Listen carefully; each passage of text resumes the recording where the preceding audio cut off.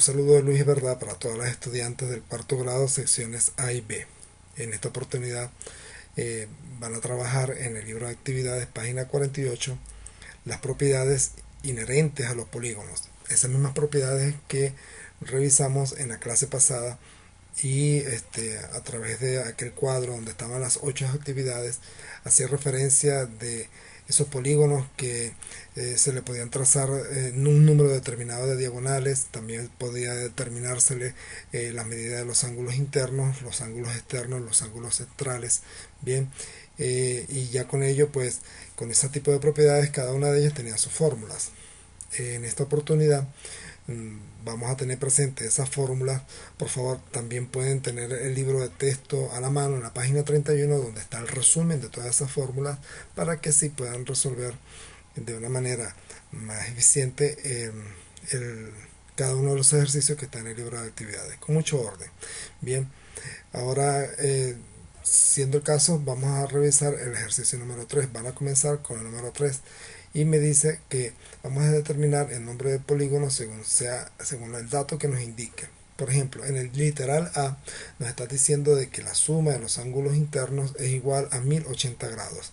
Entonces, cuando estábamos hablando de la suma de los ángulos internos, entonces aplicamos esta fórmula que aparece acá. Muy bien, que aquí esta S y esta figura que aparece acá, este símbolo, es la suma de los ángulos internos.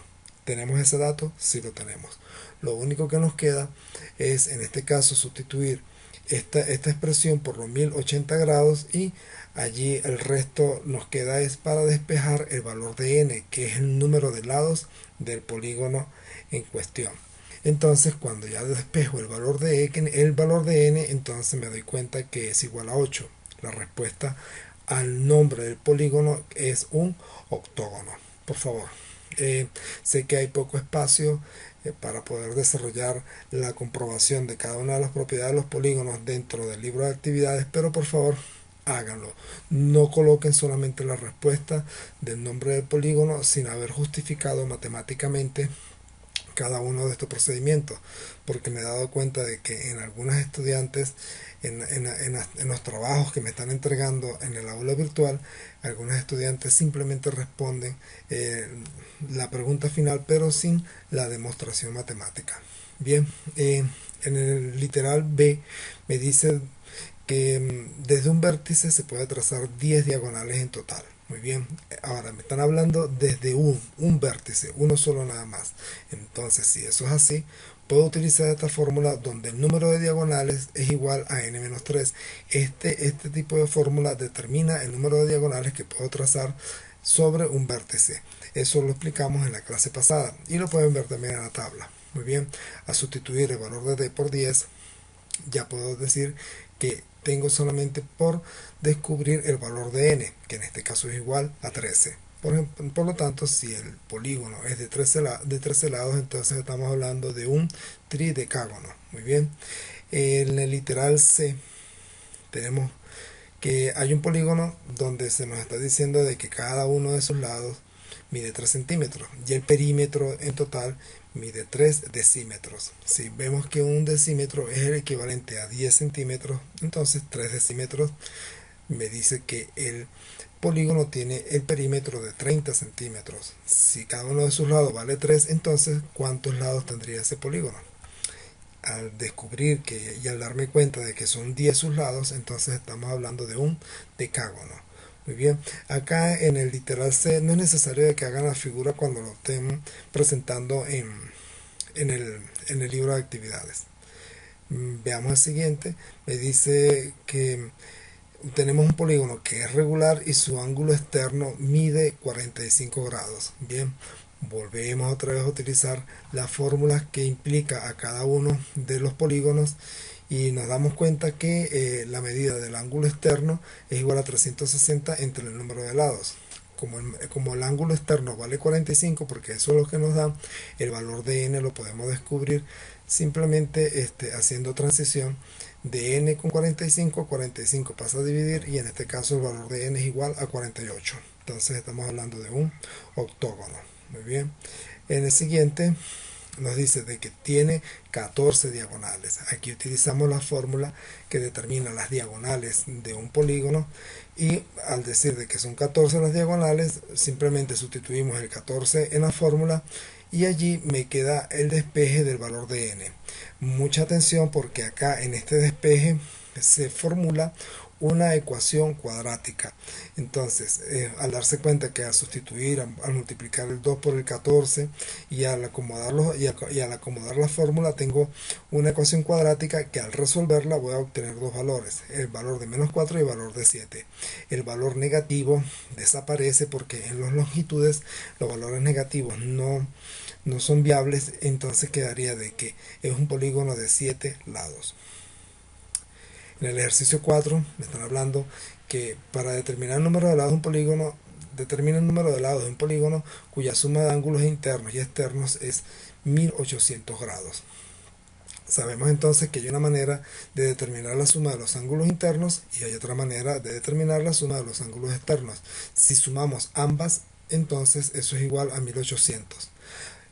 Note que al sustituir estos valores por valores más tangibles que me puedan determinar el número de los lados, podemos entonces de este modo plantear una fórmula donde la única incógnita es el número de lados del polígono.